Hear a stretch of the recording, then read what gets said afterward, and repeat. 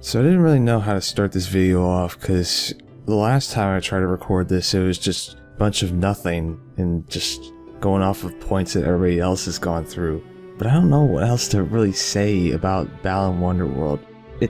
A lot of this stuff has already been said, you know. I just wanted to get my voice out there too, because like when I first saw the one trailer that they showed off, I was so optimistic about this game because the CGI looked so good, and then some of the gameplay, you know, I thought it was just early footage that they'll just polish everything and make it look a lot better. But then the demo came out, and then that's when everybody was like, yeah, no, this is not what it was supposed to be or what was shown.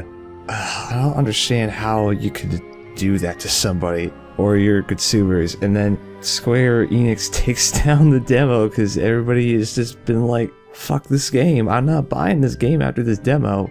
So I think that's just a cover up, just sweep it under the rug, do a PR thing, just get it out of there, and just, you know, if you want to try this game out, you have to buy the game. It's like, that's so dumb. Why would you do that?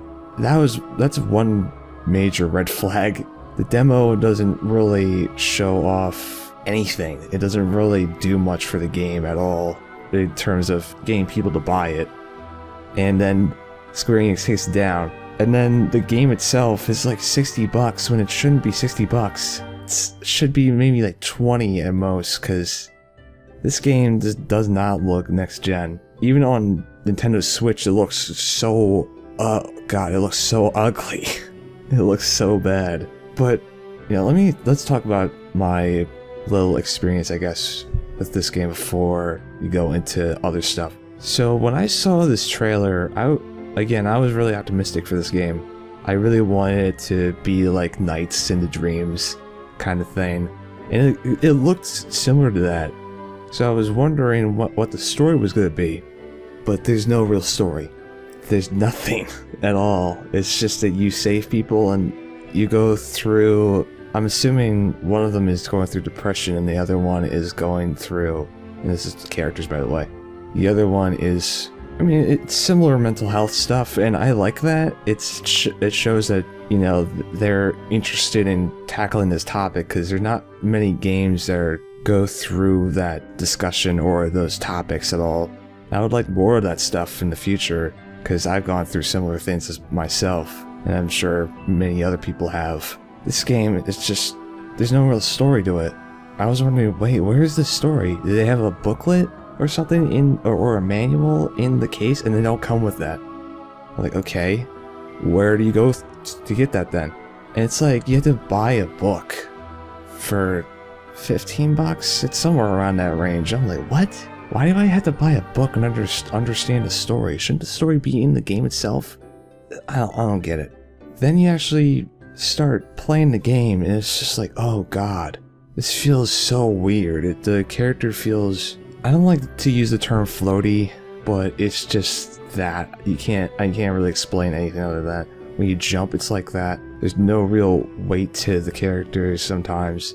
The running speed was so slow that they had to put in the day one patch to make it a little bit faster. Like, just a bit. It doesn't really do much to it at all. And there's the fucking power-ups. You don't need 80 power-ups, because like half of them are the same ones, just with different skins. That's it. If it was skins, I wouldn't mind that. But if it was just like, it was advertised as they're all new power-ups, and with the power-ups thing, and then the action buttons with it just being just jump and nothing else. Some of those costumes can't even jump. I'm like, what the fuck is this? What game does not let you jump when you use a power-up? It's either a permanent power-up, or it's like a temporary kind of thing, like with invincibility. I don't understand why it's like that at all. Why did they think that that was a good idea? I know they wanted to make the game simple, but it's just not the way to go about it. It's not good. You're making everybody hate you even more, Yuji Naka. Man, I don't know. And I have seen and heard things that like this was his last attempt to make it into the game industry, and poor Yuji Naka, man, this is not good at all. This is not a really good attempt. at this, and I don't know what his future is going to be like. If he's going to be able to make his own studio or something, I have no idea. Who knows what the future holds for that guy. And it sucks too, because he's been the director for a lot of Sonic games and stuff back in the day, and then some of them were mixed, but some of them were good. And then when he left, everything turned to shit. I don't know what else to really say other than I'm really disappointed with this game. The fact that a lot of stuff is being covered up is really fishy. It's really suspect. Like, they just don't want this game to exist anymore. It's just... I really wanted this game to be good. It's like whenever... It's a weird thing. Whenever I want a game to be good, it turns to shit. It happened with Sonic Boom. It happened with this game. It happened with fucking 06. It happened with some other stuff too. Dragon Ball Z Ultimate Tenkaichi. Remember that game? Remember that stupid game? Pokemon Sword and Shield. I wanted that to be good, but I just didn't get into it. I don't like it that much. I mean, it's fun to stream, but you get my point. Every time I want something to be good, it just doesn't end up being good.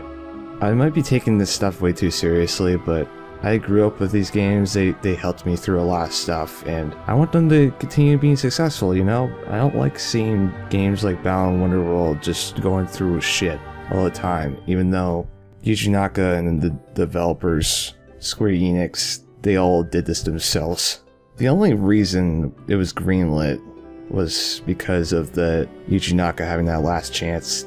If this wasn't greenlit, I don't think it would have done anything. It wouldn't have mattered. People wouldn't have cared too much. I mean, then again, people would have seen the CGI cutscene if they ever showed that off. Like, oh shit, why did you cancel this? I'm just dumbfounded.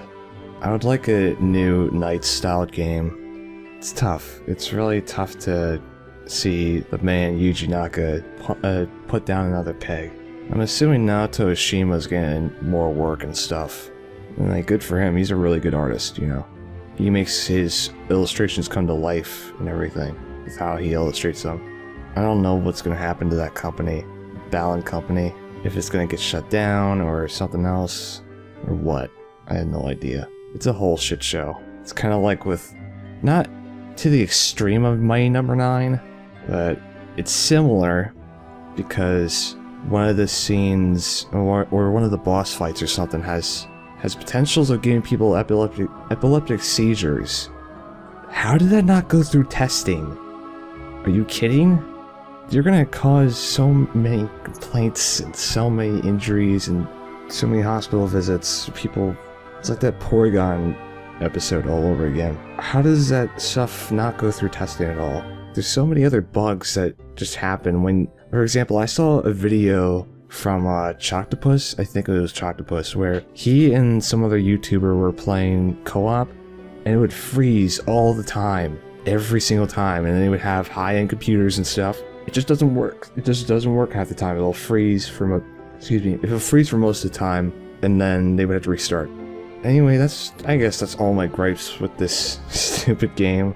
I really wanted this to be good, but I don't know what the future for Naka and Balan Company or anything is. I just want Sega to make a Knights game again.